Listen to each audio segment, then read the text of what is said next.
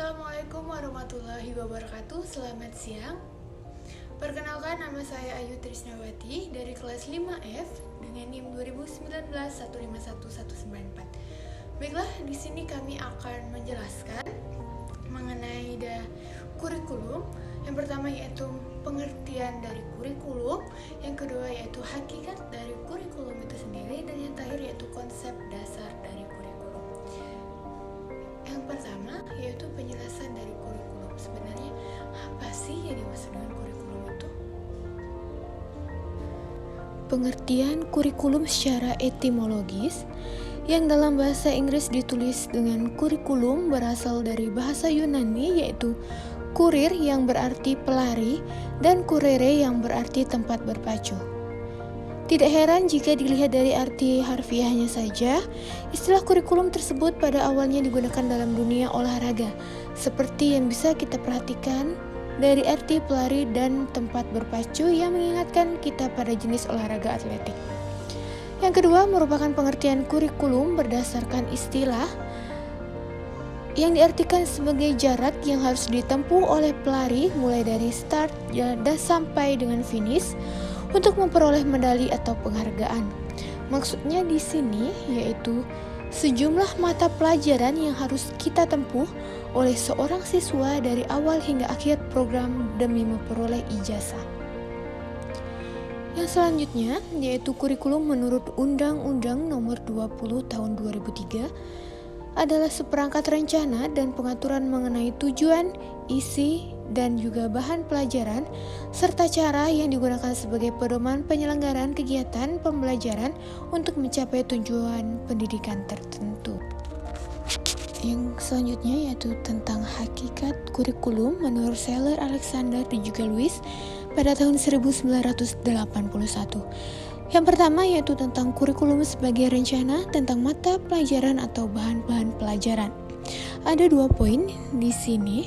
Yang pertama yaitu sebagai sejumlah pelajaran yang ditetapkan untuk dipelajari oleh siswa di suatu sekolah atau perguruan tinggi untuk memperoleh ijazah atau gelar. Poin yang kedua yaitu mengenai keseluruhan mata pelajaran yang ditawarkan oleh suatu lembaga pendidikan atau suatu departemen tertentu. Yang kedua yaitu kurikulum sebagai rencana tentang pengalaman belajar. Pengalaman belajar bisa berupa mempelajari pelajaran dan juga berbagai kegiatan lain yang dapat memberi pengalaman belajar yang bermanfaat. Yang ketiga yaitu kurikulum sebagai rencana tentang kesempatan belajar, yaitu suatu rencana belajar mengenai konsep-konsep tentang pelajaran dan juga perkembangan individu, dapat contohnya seperti dapat mewarnai dalam bentuk-bentuk kurikulum. Rencana belajar mencakup tujuan, materi, organisasi kegiatan, dan juga penilaian keberhasilan belajar. Baiklah, di sini saya akan menjelaskan tentang konsep dasar kurikulum. 1. Konsep kurikulum humanitis. Konsep ini memandang kurikulum sebagai alat untuk mengembangkan diri setiap individu siswa. Tujuan-tujuan kurikulum seharusnya menekankan pada segi perkembangan pribadi, integrasi, dan otonomi individu. 2. Konsep kurikulum rekonstruksi sosial. Pada konsep ini menekankan pentingnya kurikulum sebagai alat untuk melakukan rekonstruksi atau penyusunan kembali cara kehidupan dan kebudayaan masyarakat. Yang ketiga, konsep kurikulum teknologis. Istilah teknologi yang dimaksudkan adalah suatu pendekatan sistem dalam pemecahan masalah-masalah praktis dalam kehidupan. Konsep ini memandang bahwa kurikulum merupakan suatu sistem yang dikembangkan dengan pendekatan sistem. Dan yang keempat, konsep kurikulum akademis merupakan kurikulum inti, merupakan kurikulum umum mengenai materi pendidikan umum. Rencana belajar pada kurikulum ini menyediakan 2 paket, yaitu kurikulum inti dan paket elektif. Terima kasih.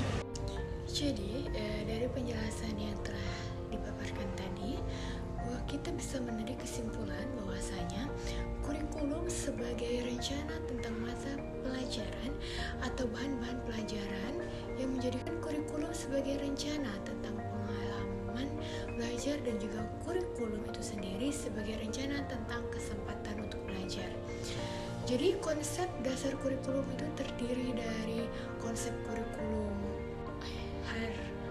humanistik, rekonstruksi sosial, teknologi, dan juga akademis. Sedangkan komponen kurikulum itu terdiri dari tujuan, isi, metode, dan juga evaluasi.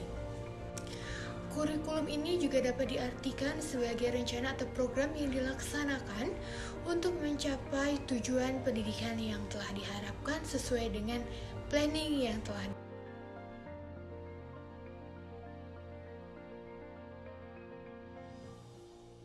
Mungkin itu saja yang dapat kami sampaikan. Semoga bermanfaat untuk kita semua, dan saya akhiri. Wassalamualaikum warahmatullahi wabarakatuh.